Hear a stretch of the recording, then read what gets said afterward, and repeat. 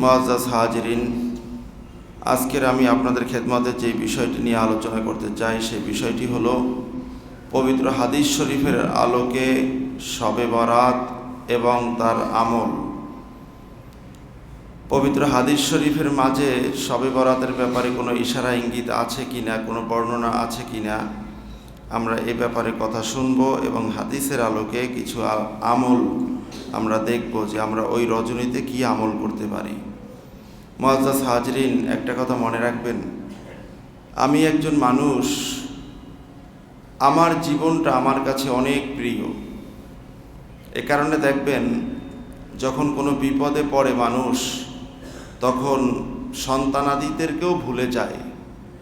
নিজের যত আপনজন হোক না কেন সবকে ছেড়ে দিয়ে লঞ্চ থেকে লাফ দিয়ে পড়ে যায়, লঞ্চ ডুবে যাবে, নিজেকে বাঁচাই আগে। গ্রামের সহজ ভাষায় বলা হয়, নিজে বাঁচলে বাপের নাম। আর আমি যতটুকুন আমাকে ভালোবাসি তার চেয়ে লক্ষ কোটি গুণ বেশি ভালোবাসেন আপনার আমার আল্লাহ আমাকে এবং তার প্যারা হাবিব সাল্লাল্লাহু আলাইহি ওয়াসাল্লাম।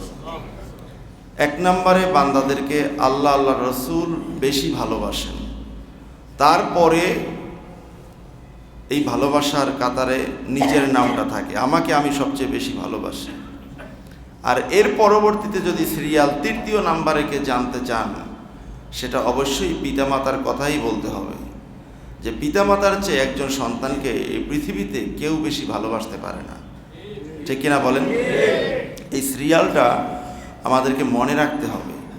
এই সিরিয়াল যদি মনে রাখেন তাহলে একজনের হক আরেকজনকে কখনো দিতে পারবেন না। যার হক তাকেই আপনি দিবেন। যাই হোক, কথা দীর্ঘায়িত না করে আমি যেটা বলতে চাই, আমাকে যেহেতু এই জমিনে সবচেয়ে বেশি আমি ভালোবাসি, তো আমার কল্যাণটা কিন্তু আমাকেই বুঝতে হবে। ঠিক কিনা বলেন? কোন কাজে কল্যাণ, কোন কাজে অকল্যাণ, এই করণীয় এবং বর্জনীয় এটা কিন্তু আমাকে নির্ধারণ করতে হবে কোরআন, সুন্নাহ, ইজমা, কিয়াস ভিত্তিক। যেহেতু আমাদের পরিচয় হলো আমরা মুসলমান। ঠিক কিনা বলেন? পৃথিবীতে এই মিডিয়ার যুগে পৃথিবীর এমন প্রান্তর যেখানে 6 মাস দিন থাকে, 6 মাস রাত থাকে, ওই জায়গায়ও যদি কেউ কোনো কথা বলে, সেই কথাটাও গোটা পৃথিবীতে ছড়িয়ে যেতে এক মুহূর্ত সময় লাগে। একদিনও লাগে না, 1 ঘন্টাও লাগে না, মুহূর্তের মাঝে কথাটা সব জায়গায় ছড়িয়ে যায়। তো এই সময়ে মানুষ আসলে অনেক বুঝলেও অনেক সময় নিজের করণীয় এবং বর্জনীয়ের ব্যাপারে ভুল করে ফেলায়।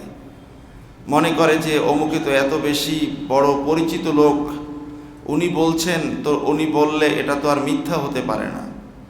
কিন্তু আসলে আপনি আমি একজন মুসলমান হিসাবে আমাদের করণীয় এবং বর্জনীয় নির্ধারণ করার আগে কোনটা করব এবং কোনটা করব না, কেন করব কেন করব না, এই কারণটাও কিন্তু জানা উচিত ছিল।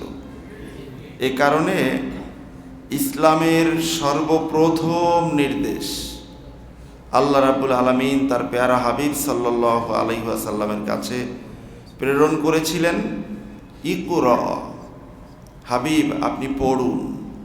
শুধু আপনি পড়বেন না, আপনার পড়া দেখে আপনার উম্মতও পড়া শিখবে। ঠিক কিনা বলেন? কিন্তু আজকের আমরা সেই উম্মতেরা পড়া ছেড়ে দিয়ে আর বাকি সব ধরছি। আলেমের কাছে কিতাব নাই, আবার কিতাব থাকলেও অনেকে পড়ে না। কোরআন শরীফও তো তেলাওয়াত করে না, কিতাব পড়বে কখন? অথচ কোরআন শরীফ প্রত্যেক দিন তেলাওয়াত করা উচিত ছিল, এটাই তো পড়ে না। অন্য কিতাব আর কখন পড়বে? তো এই না পড়ার কারণে, না জানার কারণে অযথা এমন এমন কথা ভাইরাল বক্তারা বলে, যেই কথাগুলোর সাথে ইসলামের ন্যূনতম দূরতম কোনো সম্পর্ক নাই। আর এগুলো যদি পয়েন্ট আউট করে একটা একটা আমি বলি, কয়েক জুমা আলোচনা করতে পারবো যে অমুকে বলছে অমুক দিন অমুক জায়গায় এই কথা, আর তার বিপরীতে কোরআনে, হাদিসে, ইজমা, কিয়াসে, হাদিসের ব্যাখ্যা, তাফসিরের মাঝে এই কথা আছে। কয়েক জুমা আলোচনা করতে পারবো। করলে কি হবে? আপনাদের কলিজায় বিষাক্ত তীর গিয়ে বিদ্ধ হয়ে যাবে। তখন বলবেন হুজুর আছে শুধুমাত্র ফেতনা ছড়ায়। এটা তো ভাই ফেতনার জামানাই, এটা তো ফেতনার জামানাই। ফেতনা একটা শব্দ মুখস্থ করে নিচ্ছেন, এই ফেতনা কথা সব জায়গায় লাগাই দেন, কোনটা ফেতনা আর কোনটা ফেতনা না এইটা ফরক করার জ্ঞানটাই তো আপনার নাই। তাহলে আপনি কিসের ফেতনা বুঝবেন আর কি ফেতনা বুঝবেন না? ঠিক কিনা বলেন? এই জন্য আমাদের করণীয় বর্জনীয় নির্ধারিত হবে কোরআন সুন্নাহ ইজমা কিয়াস ভিত্তিক। এখানে কারো কোনো কলম বসানোর কোনো সুযোগ নেই। ঠিক কিনা বলেন? ইসলাম এবং মুসলমানদেরকে মাইর দেওয়ার জন্য, ইসলাম এবং মুসলমানদেরকে দমিয়ে রাখার জন্য গোটা বিশ্বব্যাপী হাজারো ধরনের পথ খোলা এবং হাজারো পথে এই চেষ্টা চলছে। এবং এই চেষ্টা তো শুধুমাত্র বিধর্মীরা করবে না, তাহলে তো মানুষ বুঝে ফেলবে সে তো অমুসলিম, সে আমার ইসলামের কি বোঝে। এ কারণে ওই বিধর্মীদের আছে টাকা পয়সা, ওরা এই টাকা পয়সা দিয়ে দুনিয়াদার আলেমদেরকে কিনে তাদের জবান থেকে বের করে যে তোদের লোক দিয়ে তোদেরকে মাইর দেব। কিন্তু এই আলেমগুলো বোঝে না, তারা দুনিয়ার পিছনে হন্য হয়ে লাগছে। কেউ ঈমান বিক্রি করে দেয়, কেউ মুশরিক হয়ে যায়, কেউ বেদাতি হয়ে যায়, কেউ আমলটাই ছেড়ে দেয়, যে যেমনে পারে এমনি দুনিয়াটা ভোগ করে। একটা চুইংগাম আপনি মুখে দিলেন, চুইংগামটা আপনি কি লাম্বাভাবে চাবাবেন নাকি বইটা গোল করে চাবাবেন, এটা চুইংগাম খানেওয়ালার ইচ্ছার উপর নির্ভর করে। ঠিক কিনা বলেন? ঠিক একই রকমই গোটা দুনিয়াটা ভোগ করতেছে যারা, যেভাবে পারে সেভাবে ভোগ করে, কোনো নিয়ম নীতির কোনো তোয়াক্কা করে না এখানে। এ কারণে আল্লাহ রসুল সাল্লাল্লাহু আলাইহি ওয়াসাল্লাম খুব সুন্দর করে বলেছেন, আদ-দুনিয়া জিফা, গোটা পৃথিবীর এই চাকচিক্যতা এটা হচ্ছে একটা মরা পচা দুর্গন্ধযুক্ত একটা প্রাণীর মতো। অতলিবুহা কেলাব, এবং তার অন্বেষণকারীরা হলো দুনিয়ার কুকুর। দুনিয়ার কি? কুকুর। কুকুর কোন দিকে যায়, কোন দিকে খায়, কোন জায়গায় ঘুমায়, এটা কেউ বলতে পারে না, কোনো মানুষের এটা জানা নাই। যেখানে ইচ্ছা সেখানে খায়, যেখানে ইচ্ছা সেখানে বসে, যেখানে ইচ্ছা সেখানে ঘুমায়, কখন চুপ থাকে আর কখন ঘেউ ঘেউ করে কেউ বুঝতে পারে না। ঠিক কিনা বলেন? তো এখন এই কুকুরের খাসলাত মানুষের মাঝে ঢুকছে। তারা সারা জীবন মানবতার স্লোগান দিল অমুসলিম হয়ে। হ্যাঁ, খুব ভালো কথা, আপনিও মানুষ আমিও মানুষ, কিন্তু মানবতার স্লোগান দিয়ে আপনাদের মতো মানুষ এই জমিনে কেউ বেশি হত্যা করতে পারে নাই। তারাই মানুষ মারার সবচেয়ে বড় মারণাস্ত্র তারাই তৈরি করে। কি মানবতাটা দেখায়! একটা স্বাধীন রাষ্ট্রের একজন রাষ্ট্রপ্রধান তার ওয়াইফ সহ উঠাইয়ে নিয়ে যায়, কি মানবতাটা তাদের আছে। আর এখন বললে আমরা হয়ে যাব জঙ্গি, আমরা হয়ে যাব কাঠমোল্লা। আল্লাহর কসম করে বলছি, একজন গর্ভধারিণী মায়ের প্রসব ব্যথা যত দ্রুত ঘনিয়ে আসে, উনি যেমনি ভাবে ফুটফুটে একটা সন্তানের চেহারা দেখে তার পিছনের সকল কষ্ট ভুলে যায়। উম্মতে মুহাম্মাদির এই ক্রান্তিকালে আল্লাহর রাসূলের হাদিস সামনে রেখে আমরাও বুক ফুলিয়ে বলতে পারি, আমাদের গোটা পৃথিবীব্যাপী ইসলামের কালিমা ওড়ার আর বেশি দিন দেরি নাই। ইনশাল্লাহ সময়টা ঘনিয়ে আসবে। চারদিকে মার আর মার, চারদিকে শুধু রক্তাক্ত, চারদিকে শুধু বঞ্চিত মানুষের হাহাকার শোনা যাচ্ছে, নিজের বাড়িতে নিজে থাকতে পারছে না।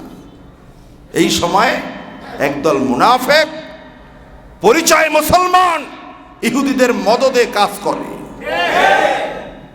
ভাইয়ের আমার, এজন্য খুব চিন্তা ভাবনা করবেন। ওই যে সিরিয়াল, সবচেয়ে বেশি আমি আমাকে ভালোবাসি, আমার কবরে আমার দল যাবে না, আমার নেতা যাবে না, আমার বন্ধু যাবে না, আমি যার নির্দেশে আজকের মানুষ মারি ওই নির্দেশদাতা আমার কবরে যাবে না। সে হয়তোবা আমার কবরে 3 মুষ্টি মাটিও দিতে যাবে না। আর সে গেলেই কি না গেলেই কি, সে তো নামাজই পড়ে না, সে তো সূরা ফাতিহাও পারে না, দোয়ায় কুনুতের নামই তো শুনে নাই।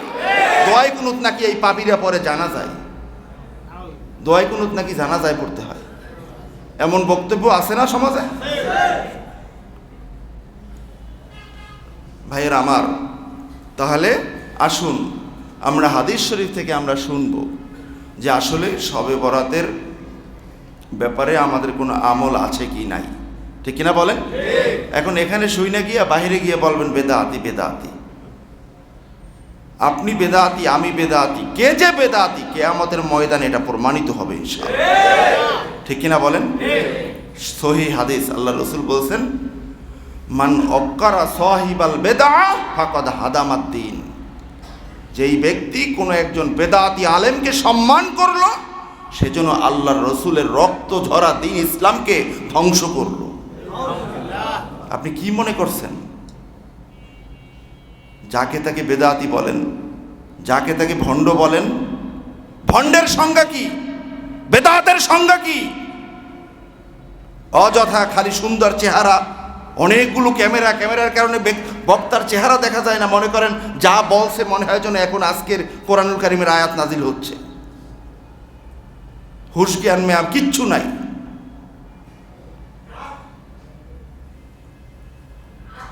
সুনান তিরমিজির মাঝে একখানে হাদিস আছে, 15টা কাজ, এই 15টা কাজ যখন জমিনের সংগঠিত হবে বেশি বেশি, তখন জমিনের মাঝে ভূমিকম্প হবে, তখন জমিনের মাঝে ভূধস হবে।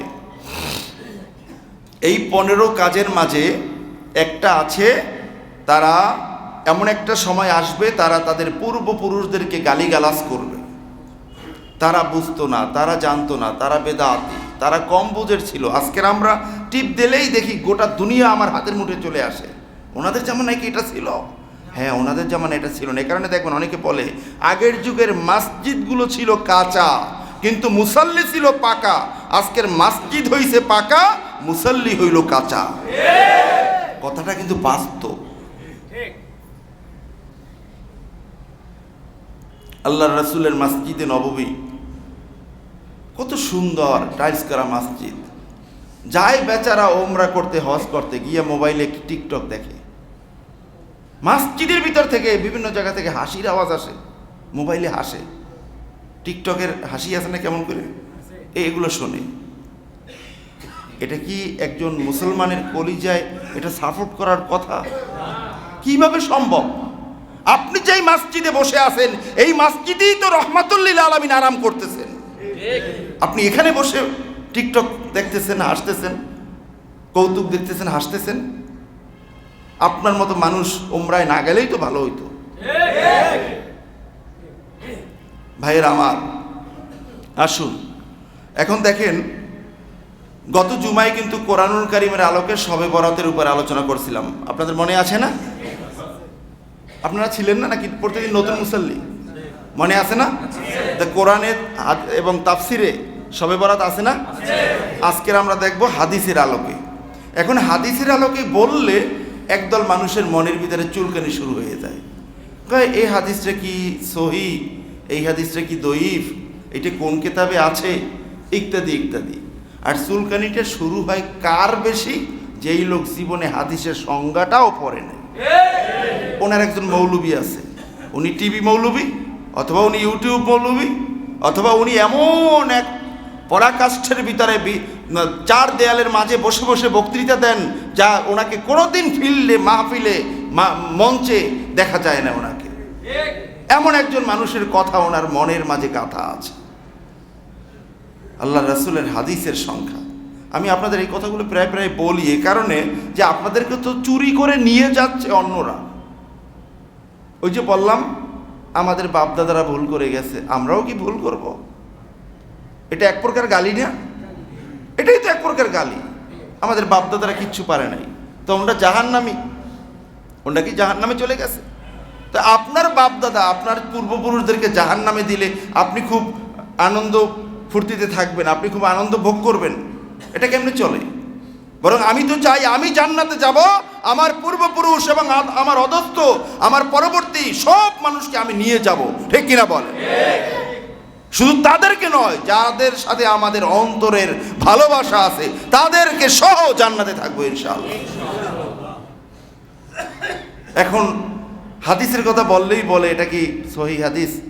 আরে মেয়া, এটা যদি সহিহ হাদিস মুতাওয়াতির হাদিস হইতো তাহলে তো শবে বরাতের রাত্রে আপনি ঘুমাইতে পারতেন না, আপনাকে সারা রাত ওয়াজিব হয়ে যাইতো, ফরজ হয়ে যাইতো, মসজিদে আপনাকে থাকতেই হইতো।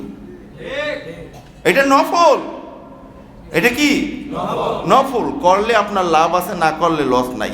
আর বিরুদ্ধাচরণ করলেও আবার লস আছে, কারণ একটা ভালো আমলের বিরুদ্ধাচরণ আপনি কেন করবেন? ঠিক কিনা বলেন? এখন হাদিস সহিহ না দঈফ, এইটা এই ক্ষেত্রে আমল করব কি করব না, এটা তোমার মতো মৌলবীরে, তোমার মতো বল্টুরে জিজ্ঞাসা করার সময় আমার নাই। আমার দেখতে হবে ইমামরা কি বলছেন এই হাদিসের ব্যাপারে। ঠিক কিনা বলেন? গোটা পৃথিবীর উসুলুল হাদিস যারা রচনা করেছেন, হাদিস এর মূলনীতি যারা রচনা করেছেন, লিখেছেন, তারা সবাই একমত, আল হাদিসুদ দঈফু ইউতাবারু ফিল ফাদাইল। যত বড় দুর্বল হাদিস হোক না কেন, এই হাদিস যে কোনো ফজিলতের আমলের ক্ষেত্রে, নফলের ক্ষেত্রে এটা গ্রহণযোগ্য। বলুন না সুবহানাল্লাহ। উসুল বেত্তারা বলতেছেন গ্রহণযোগ্য, আর তুমি বলো গ্রহণযোগ্য না। এখন আপনি একটা মোবাইল কিনছেন 50,000 টাকা দিয়া, আপনার টাকা আছে 50 কোটি, আপনি অনেক ধনী। এখন আপনি মোবাইলটা কিনে আপনি বলছেন এই মোবাইল তো আমি টাকা দিয়ে কিনছি, এটা আমার কথা মতো চলতে হবে। এটা কি চলবে? ওই মোবাইল যিনি তৈরি করছেন তার একটা ক্যাটালগ আছে, তার একটা রুলস আছে, তার নিয়ম নীতি আছে, এ অনুযায়ী আপনাকে এই মোবাইল ব্যবহার করতে হবে। তা হাদিস দিয়ে আপনি দলিল দেন, হাদিস বেত্তারা কোন হাদিস কিভাবে দলিল গ্রহণ করা যাবে ওনারা তো এই উসুল বলে দিয়েছেন। আপনি সেটা ব্যবহার করবেন না কেন? সেটা গ্রহণ করবেন না কেন? সেটা আপনার জানা থাকবে না কেন? আর জানা যদি নাই থাকে আপনি কেন বললেন এটা কোন কিতাবে আছে? এটা কি গ্রহণযোগ্য? এটা কি সহিহ নাকি এটা দঈফ? এই কথা বলার অধিকার কি তার আছে? কেন বললেন? কেন এই অনধিকার চর্চা করলেন? তো ফেতনাবাজ তো আমরা সত্য কথা বললে আমরা না, বরং ফেতনাবাজ আপনারাই এই সমাজে। ঠিক কিনা বলেন? এই পাক ভারত উপমহাদেশে যুগ যুগ না শতাব্দীর পর শতাব্দী ধরে শবে বরাত চলছে, আছে এবং থাকবে। আপনারাই মাঝখান থেকে এসে ফেতনা বাজার শুরু করছেন। ঠিক কিনা বলেন? লাগে কষ্ট লাগে কথা? এই ফেতনা কারা করছে? ইউটিউব তো আছে আপনার হাতে গুগল আছে, আপনি সার্চ দিয়ে দেখেন। আজ গতকালকের আমাকে একজনে দেখাইলো, এক মৌলবী বলতেছে কয় বেদাতি এরা সাহাবায়ে কেরামদের জামানায় কোনো শবে বরাত কেউ আমল করে নাই, কোনো তাবিঈরা করে নাই, এরাই করতেছে এটা। আমি গত বছর বা তার আগের বছর ওই কিতাব নিয়ে আসছিলাম, মনে গত বছরের আগের বছর মনে হয়, ওই ভিডিওগুলো এখনো আছে কিন্তু আমার ইউটিউবে। কিতাব নিয়ে আসছিলাম, কিতাব থেকে দেখাইছি সাহাবীরা করছেন, তাবিঈনরা করছেন, এবং মক্কা মুকাররমা মদিনা মুনাওয়ারা হেরেমে বসে করছেন। আল্লাহর রাসূল নিজে শবে বরাতের রজনীতে আমল করছেন, কবর জিয়ারত করছেন। আর আমরা কবর জিয়ারতের কথা বললে তোরা বলো বেটা আমরা মাজার পূজা করি। বেটা মাজার পূজার এই গালি দিতে দিতে এখনো পূজা করেও এরপরে হুঁশ আসে না। এ কারণে বড় ভয়াবহ হাদিস। একটা লোক কাফের নয়, তাকে কাফের বলবেন, আপনি কুফরি করার আগে মরবেন না, এটা আল্লাহর রাসূলের হাদিস। অযথা ফেতনা ফাসাদ, ভালো কাজের কোনো একটা ভালো কাজ আসলে সেখানে একটা ফতোয়া ফিট করবে, এটা করা যাবে না। মানুষগুলো কম কম আমল করে জান্নাত হলো ওর বাপ দাদার কেনা, ওখানে গিয়ে জান্নাত দিয়ে দেবে, বরাদ্দ করে রাখছে। এখনই জান্নাতে যেতে হলে পলসিরাত পার হয়ে যেতে হবে। ইমাম গাজালি রাহিমাহুল্লাহ তাআলা বলছেন পলসিরাতের উপরে 50টা আংটা থাকবে, গেড়াকল। 50টা জায়গায় 50টা প্রশ্ন করা হবে, 50টা প্রশ্নের জবাব দিয়ে আপনাকে পলসিরাত পার হতে হবে। এটা দীর্ঘ হলো 30,000 বছরের রাস্তা। এটা হবে অন্ধকার আচ্ছন্ন, এটা হবে চুলের চেয়েও চিকন, তরবারির চেয়েও ধারালো পথ। আপনি কি মনে করছেন জান্নাত এত সহজ? আপনি জান্নাত দিয়ে দিবেন? সাহাবায়ে কেরাম রাদিয়াল্লাহু তাআলা আনহুম আজমাইন পর্যন্ত ভয়ে থরথর করে কাঁপতেন। কবর, জান্নাতে যাওয়া তো বহু দূরের কথা, তার আগে শত শত বছর কবর আছে। আর কবরে একা থাকতে হবে, একা, কারো কোনো বাপ দাদা, বড় ভাই, দাদা বাবু কেউ থাকবে না। ঠিক কিনা বলেন? এই জন্য ওই কবর আলোকিত হয় এমন হাদিস কি কি আছে এগুলো আমাকে আমল করতে হবে। কবরে আমি যাতে চাপ না খাই, কবরে যাতে শাস্তিতে নিপতিত না হই, এই আমল কোথায় কোথায় আছে সেগুলো আমল করব। এই হাদিস সহিহ নাকি দঈফ এটা তোমার কাছে জিজ্ঞাসা করার সুযোগ নেই আমার, কারণ আমি মরতে হবে, আমাকে কবরে যেতে হবে। দেখেন, বড় বড় ইমামরা এই হাদিসগুলো তাদের কিতাবে আনছেন। প্রথম আমি একখানা হাদিস আপনাদেরকে শোনাতে চাই, যে হাদিসখানা এসেছে মুসনাদে আহমাদের মাঝে, সুনান ইবনু মাজা শরীফের মাঝে এবং মেশকাত শরীফ, একেবারে প্রাথমিক পর্যায়ের হাদিসের কিতাব। আলিয়াতেও পড়ানো হয়, কওমিতেও পড়ানো হয়। এই মেশকাত শরীফের মাঝেও এসছে, বাইহাকি শরীফের মাঝেও এসছে। হাদিসখানা বিখ্যাত তাফসিরে রুহুল মাআনির মাঝেও এসছে। হাদিসখানা বর্ণনা করেছেন সাইয়েদনা হযরত আলী কাররামাল্লাহু ওয়াজহাহু, আলী রাদিয়াল্লাহু তাআলা আনহু। তিনি বলেন, ক্বালা রাসূলুল্লাহি সাল্লাল্লাহু আলাইহি ওয়াসাল্লাম, ইযা কানাত লাইলাতুন নিসফি মিন শাবান ফাকুমু লাইলাহা ওয়া সুমু নাহারাহা ফাইন্নাল্লাহা তাআলা ইয়ানজিলু ফিহা লিগুরুবিশ শামসি ইলাস সামাঈদ দুনিয়া ফায়াকুলু আলা মিন মুস্তাগফিরিন ফাআগফির লাহ। বলুন না সুবহানাল্লাহ। রাসূলুল্লাহ সাল্লাল্লাহু আলাইহি ওয়াসাল্লাম ইরশাদ করেছেন, ইযা কানাত লাইলাতুন নিসফি মিন শাবান, উম্মতেরা আমার, যখন তোমাদের জীবদ্দশায় শাবান মাসের 14 তারিখ উপনীত হবে, তোমরা যখন তোমাদের জীবনে শাবান মাসের 14 তারিখ পাইলে তোমরা ঘুমাইয়া থাইকো না, ফাকুমু লাইলাহা, ওই রাতটা নফল ইবাদতের মাধ্যমে তোমরা জাগ্রত থাকো। বলুন না সুবহানাল্লাহ। এই রাতে ঘুমানোর রাত নয়, এই রাত হলো কিয়ামুল লাইলের রাত। কিসের রাত? কিয়ামুল লাইল। এরপরে কি? অসুমু নাহারহা, তার পরের দিনে তোমরা রোজা রাখো। তাহলে শবে বরাতের রোজা আছে কি নাই? এত বড় বড় ইমামরা ওনাদের কিতাবে হাদিস আনছেন, আর আপনি বলেন কোনো ইবাদতই নাই। এক মৌলবী তো বলেই ফেলছে, শবে বরাতের একটা রোজাই আপনাকে জাহান্নামে নিতে যথেষ্ট। শবে বরাতের রোজাটা রাখলে নাকি জাহান্নামী হয়ে যাবে একটা রোজা রাখলে। কি খাইয়া এই মাসালা দেয় বলেন? এখন যদি আমি নামটা বইলে ফেলাই আপনাদের অনেকে লাগে যাইব। বড় ভাইরাল বক্তা, তার অনেক ভক্তবৃন্দ আছে। এখন তাহলে আপনি যে তার ভক্ত, কোনোদিন গিয়ে বললেন না যে হুজুর আপনি যে বললেন শবে বরাতের একটা রোজা রাখলে জাহান্নাম যথেষ্ট, তাহলে এটার দলিলটা দেন। শবে বরাত যারা মানে তারা তো এটার পক্ষে অনেক দলিল দেয়, সহিহ হোক দঈফ হোক, দুটোই গ্রহণযোগ্য। এখানে শবে বরাতের ক্ষেত্রে সহিহ হাদিসও আছে, দঈফ হাদিসও আছে। এত সহি বললে চিল্লান, তাহলে সহিটাই আপনার ক্ষেত্রে উপস্থাপন করব। আপনি কেন আমল করেন না? আপনি কেন উম্মতকে দূরে সরান? দঈফটা না হলে বাদই দিলাম, ঠিক কিনা বলেন? মানে হলো ধান্দালি, যত সব ধাপ্পাবাজি। এক লোকে কিনতে গেছে হলো এই আখ কিনতে গেছে, আখ চেনেন না? এখন আখের মাথায়ও দেখে নিচেও দেখে, কয় না এটা তো এক সপ্তাহ আগে কাটা, মনে হয় পুরান হয়ে গেছে, একেবারে মাথার পাতাও শুকিয়ে গেছে। কয় ভাই আপনি আখ কিনবেন? কয় হ্যাঁ কিনতাম, তাজা হইলেই কিনতাম। তো বলে তাজা, আজকের সকালে ক্ষেত থেকে নিয়ে আসছে, আসেন এই যে এই পাশে আছে। এখন ও পাশে আর যাইতে চায় না, জোর করে নেওয়া হয়েছে, এই আখ আর দরেও না। তার মানে হলো সে আসছিল এমনিতেই আখ কেনার জন্য না, এমনি একটু নাড়াই চেড়াই দেখতে আসছিল।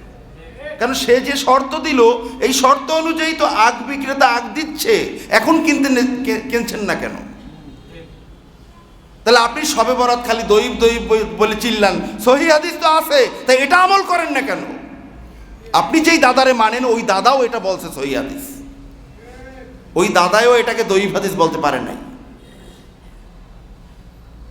দেখেন রাসূলুল্লাহ সাল্লাল্লাহু আলাইহি ওয়াসাল্লাম বললেন, যখন তোমাদের কাছে লাইলাতুন নিসফি মিন শাবান আসবে, তোমরা রাতে কিয়ামুল লাইল করবে, দিনে তোমরা রোজা রাখবে। বলুন না সুবহানাল্লাহ। কেন করব এটা? কেন? ফায়দা কি? ফজিলত কি? আর এই রাতের এত মর্যাদা কেন? রাসূলুল্লাহ সাল্লাল্লাহু আলাইহি ওয়াসাল্লাম বললেন, ফাইন্নাল্লাহা ইয়ানজিলু ফীহা লিগুরুবিশ শামসি ইলাস সামাঈদ দুনিয়া, তার কারণ হলো শবে বরাতের রজনীটা হলো এত বড় ফজিলতপূর্ণ রজনী। এই রজনীতে আল্লাহ সুবহানাহু ওয়া তাআলার রহমত প্রথম আসমানে এসে উপনীত হয়ে যায়। আল্লাহ রাব্বুল আলামিনের রহমত প্রথম আসমানে চলে আসে। আল্লাহ রাব্বুল আলামিন কুদরতি ভাবে এখান থেকে আওয়াজ দিয়ে বলেন, ফায়াকুলু মিন মুস্তাগফিরিন ফাআগফিরিলাহ। ও আমার উম্মতেরা, গত শবে বরাত থেকে শুরু করে আজকের শবে বরাত পর্যন্ত একটি বছর চলে গেল, অথবা তোমার জীবনে তুমি কোনোদিন শবে বরাত পালন করো নাই, শবে বরাতকে বেদাত মনে করতে তুমি আজীবন গুনাহ করে করে তোমার গুনাহ আকাশ সমান হয়ে গেছে, তোমার গুনাহগুলো সাগরের ফেনা বরাবর হয়ে গেছে, তোমার গুনাহগুলো পাহাড়ের বরাবর হয়ে গেছে। যত বেশি গুনাহ তোমার থাকুক না কেন, আজকের এই রজনীতে আমি আল্লাহ প্রথম আসমান থেকে তোমাকে ডাক দিলাম, তোমরা কে আছো বড় গুনাহগার? আমি আল্লাহর কাছে যদি ক্ষমা চাও, আমি আল্লাহ আজকের রজনীতে তোমাদেরকে ক্ষমা করে দিব। আল্লাহ রাব্বুল আলামিন আজকের এই রজনীতে নিজে ডাকেন, নিজে। আল্লাহ মিন মুস্তাগফিরিন ফাআগফিরিল্লাহ। তোমরা কি কেউ গুনার বোঝায় তোমাদের মেরুদণ্ড ভেঙে যাচ্ছে? এমন হচ্ছে নাকি? লজ্জায় মাথা উঁচু করতে পারো না, জীবনে অনেক গুনাহ করছো, এমন গুনাহ নাই যেটা করো নাই। আল্লাহ মিন মুস্তাগফিরিন, তোমরা কি ক্ষমা চাও? ফাআগফিরিল্লাহ, তাহলেই আমি ক্ষমা করব। আজকের এই রজনীতে তোমাদের জন্য আমার হাবিবের ওসিলায় এই অফার আমি আল্লাহ তাআলা তোমাদেরকে দিয়ে দিলাম। বলুন না সুবহানাল্লাহ। আল্লাহ রাসূলের ওসিলায় আমরা এটা পেয়ে গেলাম। গুনাহ মাফ হবে না, পরের হক। কার হক? পরের হক। কয়েক শ্রেণীর মানুষকে এই রজনীতেও মাফ করা হয় না, বলবো ইনশাল্লাহ সময় পেলে শেষ দিকে।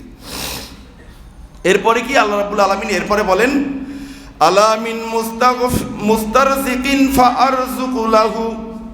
তোমাদের মাঝে কেউ কি আছো চাকরি নাই, তোমার সন্তানাদি, তোমার পরিবার অনেক বড়, রিজিকের অনেক অভাব, এই রজনীতেই আমি আল্লাহ রিজিক বন্টন করি।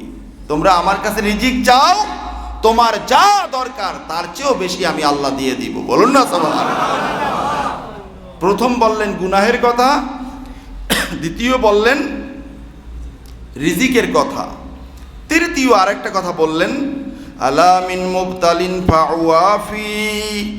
তোমাদের মাঝে এমন কোনো রোগাগ্রস্ত ব্যক্তি আছো কিনা যার রোগ কোনো ডাক্তার ভালো করতে পারে না? এমন রোগ মানুষের, ডাক্তাররা বলে আপনার ভালো মন্দ যা মন চায় খান গিয়া, আপনার আর বেঁচে থাকার কোনো উপায় আমরা খুঁজে পাচ্ছি না। উনিও আইসা আল্লাহ রহমতে আইসা ভালো মন্দ খাইতে খাইতে দেখে আর মরে না, বরং আগের চেয়ে আরও সুস্থ হয়েছে। এরকম রুগী আছে না? আমি এরকম কয়েকজন রুগী দেখছি, ডাক্তাররা ফেরত দিয়েছে, বলছে আপনার আর বেঁচে থাকার কোনো সুযোগ আমরা দেখছি না, আপনার যে রোগ তাতে আপনাকে এতদিনের ভিতরে হয়তো বা কোনো একটা কিছু হয়ে যাবে। তো বাড়িতে আইসা ভালো মন্দ খায়, আল্লাহ বিল্লাহ করতেছে, আল্লাহর কাছে চোখের পানি জড়াচ্ছে, আল্লাহ রাব্বুল আলামিন তাকে ওই রোগ ক্ষমা করে দিয়েছেন। ডাক্তার যে মেয়াদ দিয়েছিল যে 3 মাস সর্বোচ্চ, 3 মাসের পরে 4 মাস গেল, দেখে এখনো মরে না, ডাক্তারের কাছে গেছে আবার টেস্ট করাইতে।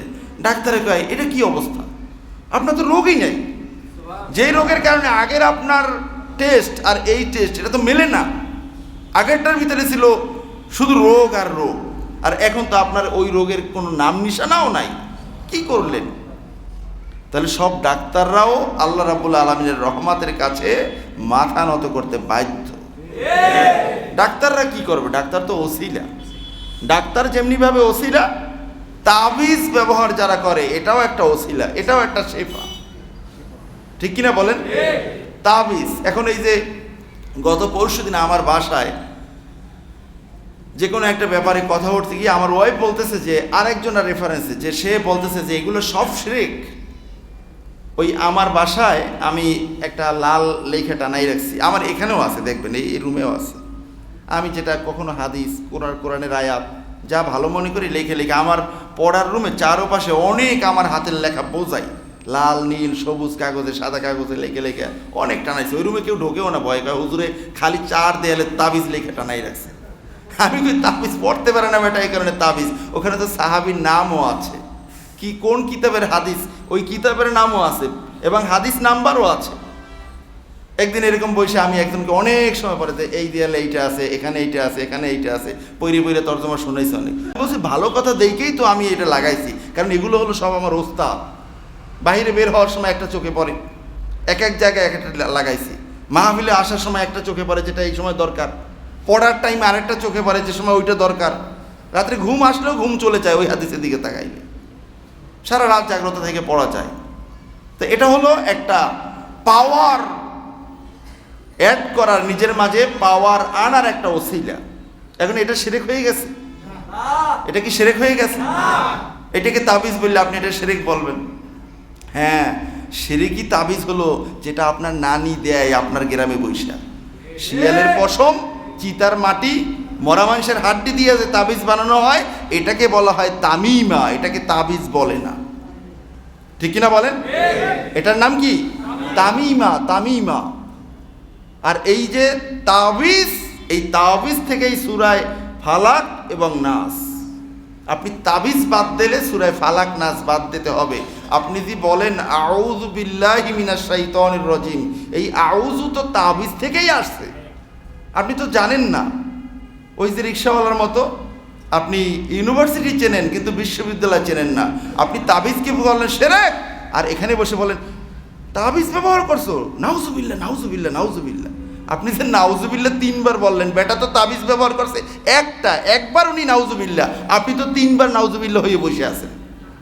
এই নাউজুবিল্লাহই তো তাবিজ। ঠিক কিনা বলেন? বোঝেন না দেখে উল্টোপাল্টা কথা বলেন।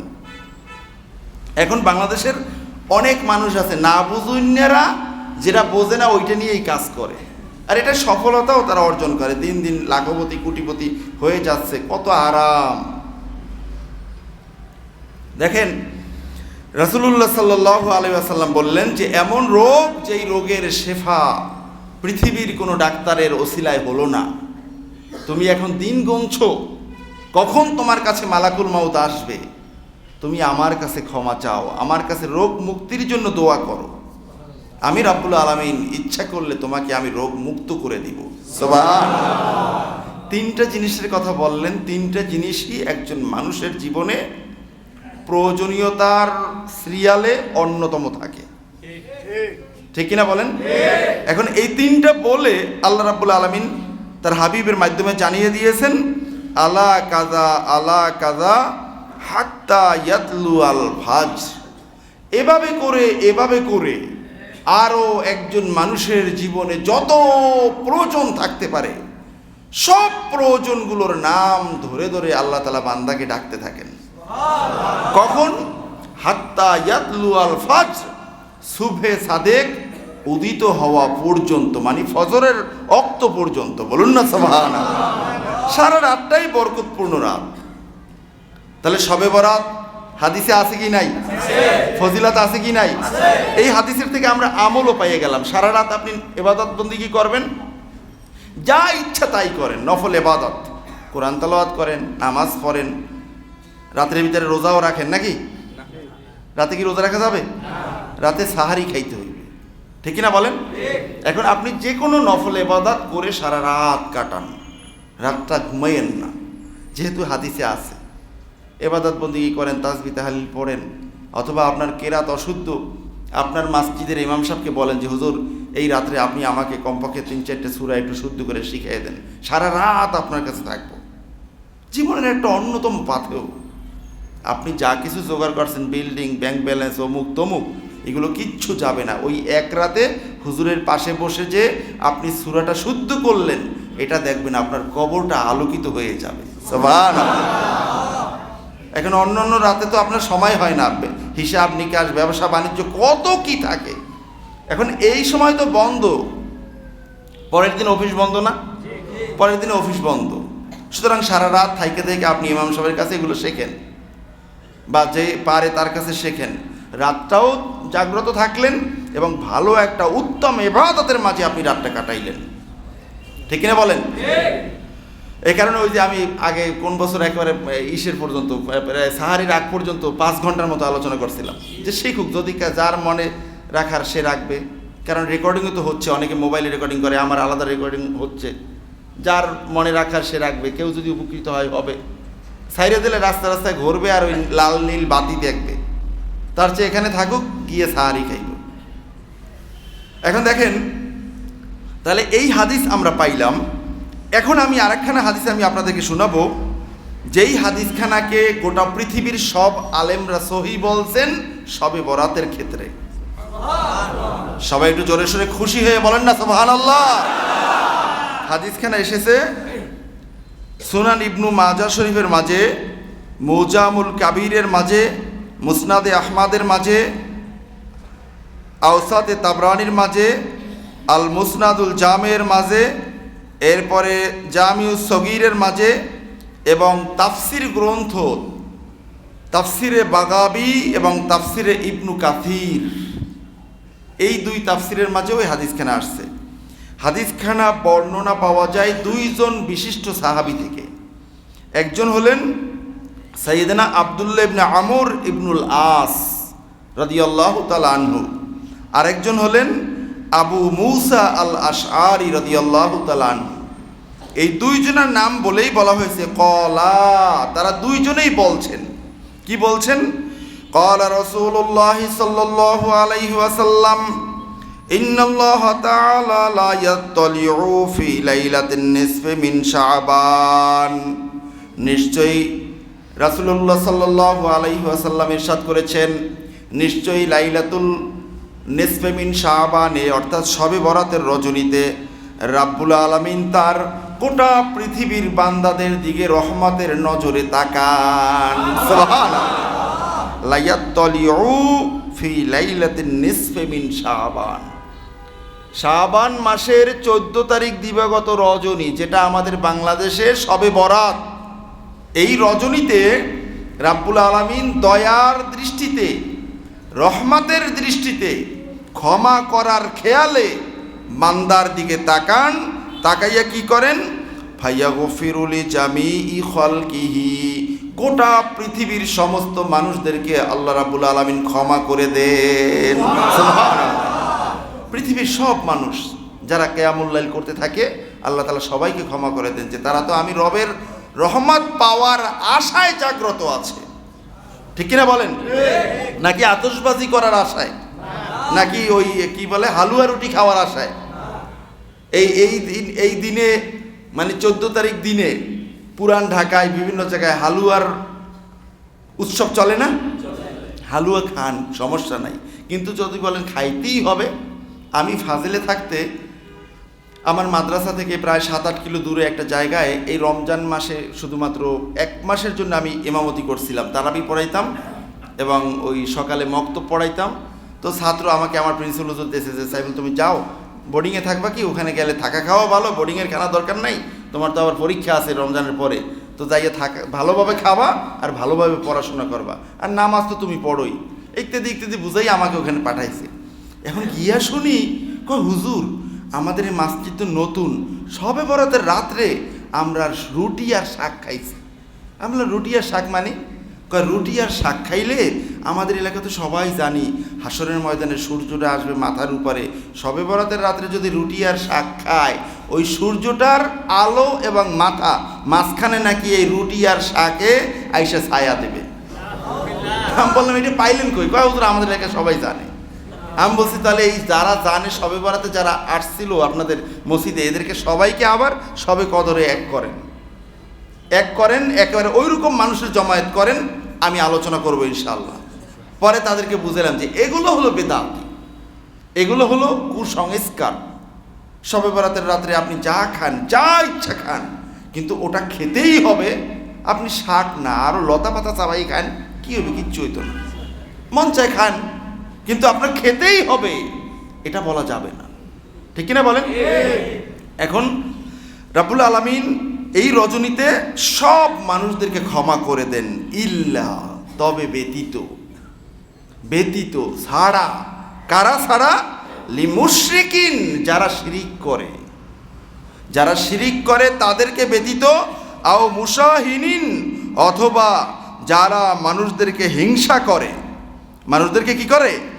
হিংসা করে, অহংকার করে, শত্রুতা করে, এই সমস্ত মানুষগুলোকে রাব্বুল আলামিন ক্ষমা করেন না।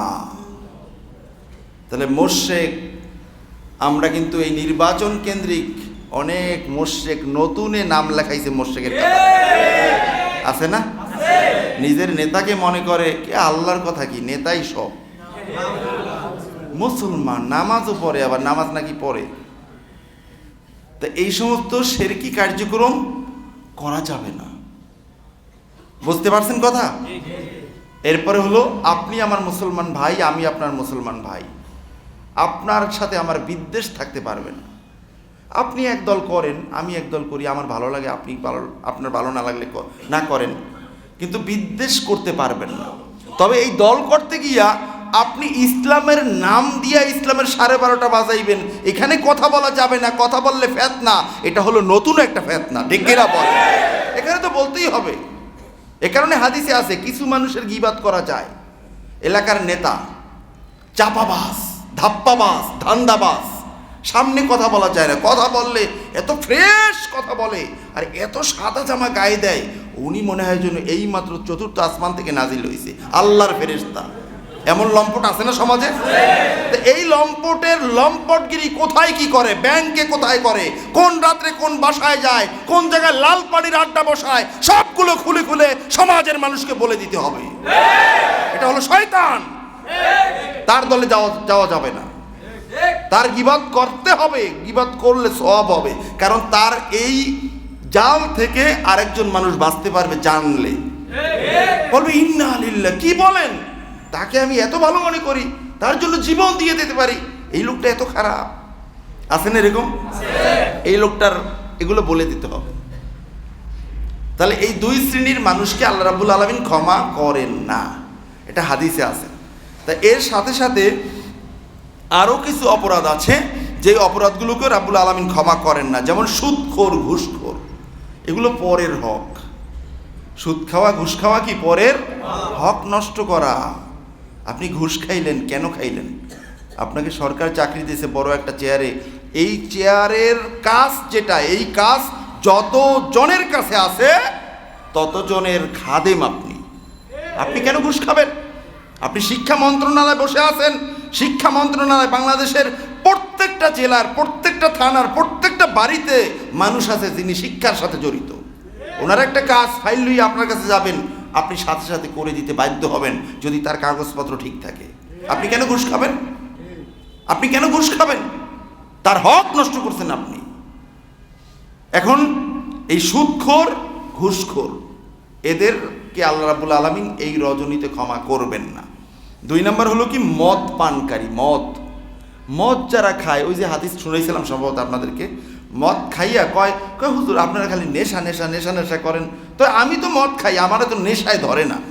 তো নেশায় ধরে না মেয়ে, আপনি নিজেই তো মদ হয়ে গেছেন, ঠিক কিনা বলেন? আরে শয়তানে সবাইরই ওয়াসওয়াসা দেয় না, যেগুলো মানবরূপী শয়তানে পরিণত হয়ে গেছে, শয়তান তো ওর কাছে যায় না, বরং শয়তানে প্রত্যেক দিন সকালবেলা এসে তার কাছ থেকে দোয়া নিয়া শয়তানি করতে যায়, আছে না মানুষ? তো এই মানুষগুলোকে তো শয়তানে ধোঁকা দেয় না, এগুলো দলিল আছে। শয়তানের ডায়েরি আমি আপনাদেরকে অনেকবার বলছি, শয়তানের ডায়েরি বাংলা বাজারে পাওয়া যায়, নতুন করে প্রিন্ট দিয়েছে। আমি কয়েকদিন আগে গেছিলাম, যাই বিশাল ইস্তু, আমি কই ভাই এগুলো এতগুলো ছাপছেন কেন?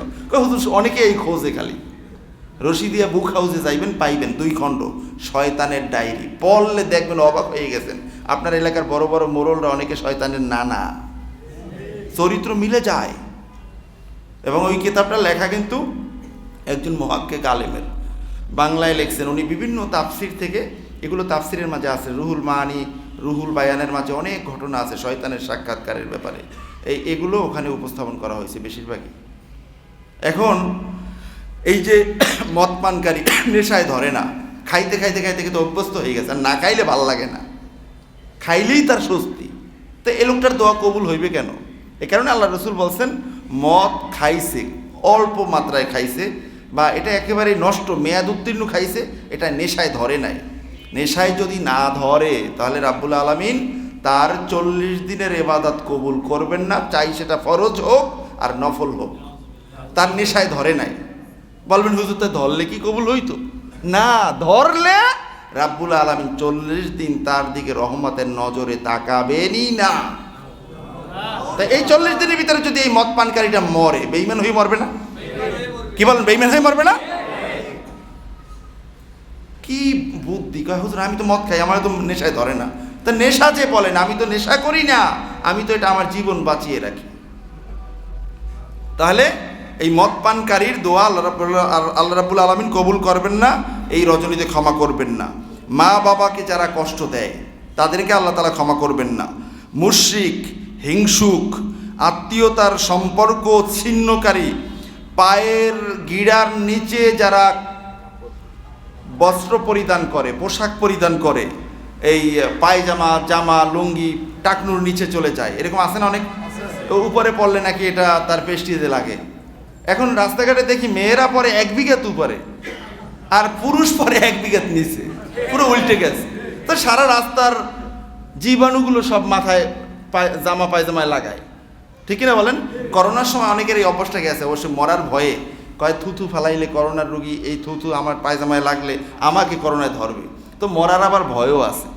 আমি এবার মাঝে মধ্যে গল্প শুনাইতাম এগুলারে, যে তোমরা হইলো ওই মানুষটার মতো, এক লোকে বউয়ের অত্যাচারে রাত্রে গলায় রশি দিতে গেছে, গলায় রশি দিতে যাইতেছে একটা হেরিকান ধরাইয়া অনেক রাত্রে।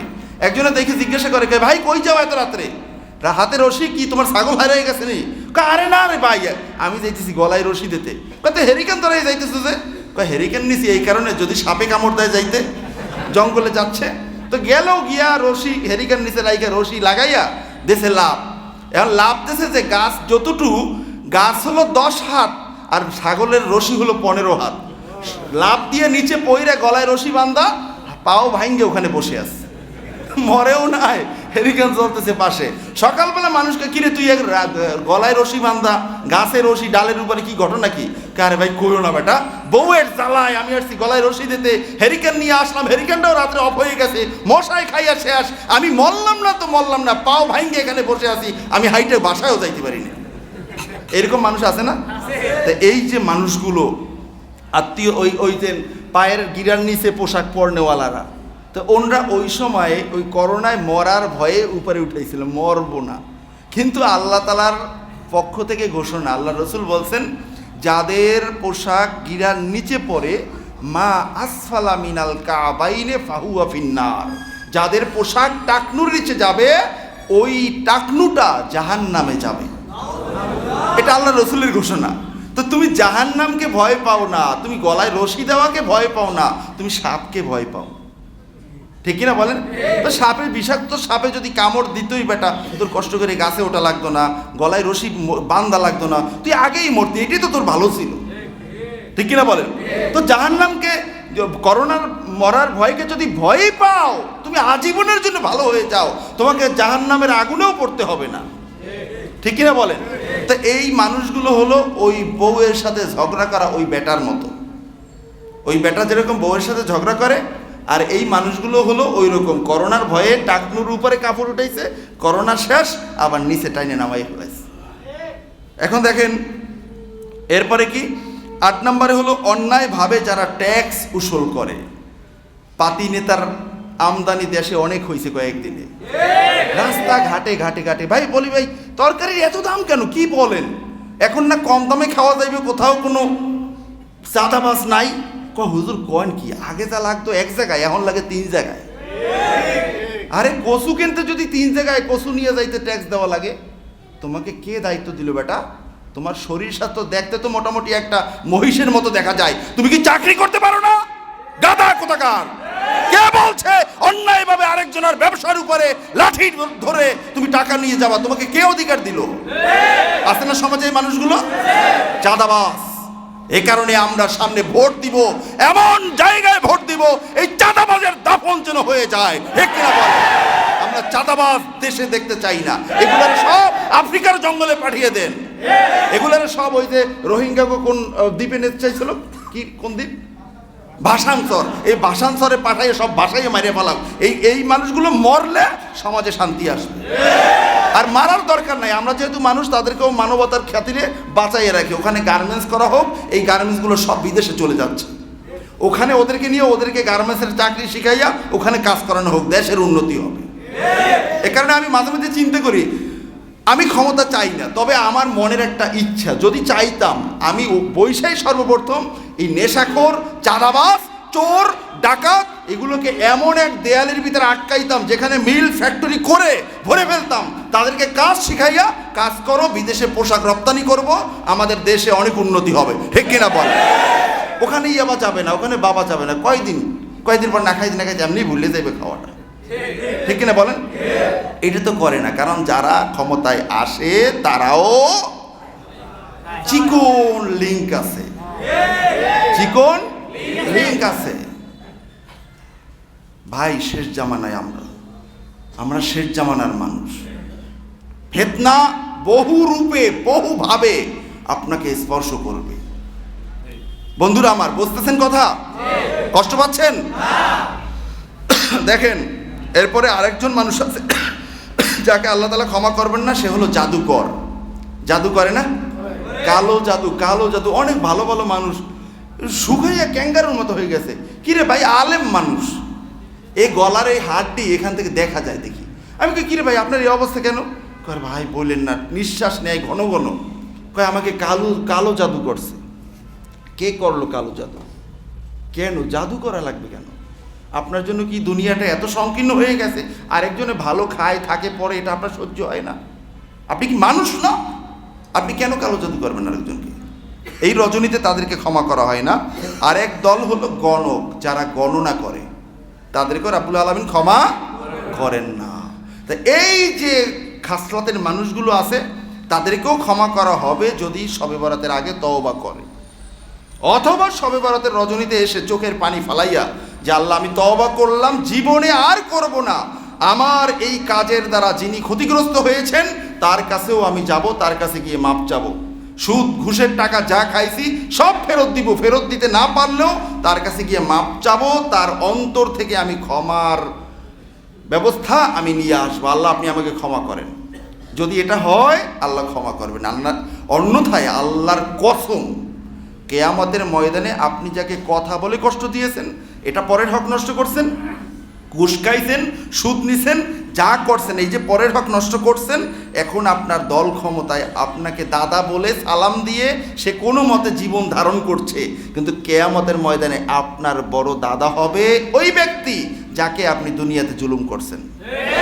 আপনাকে কিন্তু এই দাদায় আর ছাড়বো না, ধরবে একেবারে সারাশি দিয়া, আমাকে ন্যাক দাও, বলবে ভাই তুমি তো আমাকে চেনোই, আমি তো ছিলাম জালেম, আমার তো কোনো ন্যাকই নাই। বলবে ন্যাক নাই তাতে কি, তাহলে আমার যে গুনাহ আছে সেগুলো নেও। এই দ্বিতীয় পথ তো খোলা আছে, ঠিক না বলেন? রাব্বুল আলামিন কিয়ামতের ময়দানে আমাদের কাউকে এই বড় বিপদে না ফালান। আমরা সকলে মিলে গোটা পৃথিবীর 300 কোটি মুসলমান যারা বর্তমানে আমরা আছি, আল্লাহ তাআলা সবাইকে এক মনের এক হয়ে ইসলামী হুকুমতের জন্য কাজ করে আমরা যেন আল্লাহ রাব্বুল আলামিনের সামনে দাঁড়াতে পারি। বলুন আল্লাহুম্মা আমিন। আল্লাহ আমাদেরকে কবুল করুন, আমিন।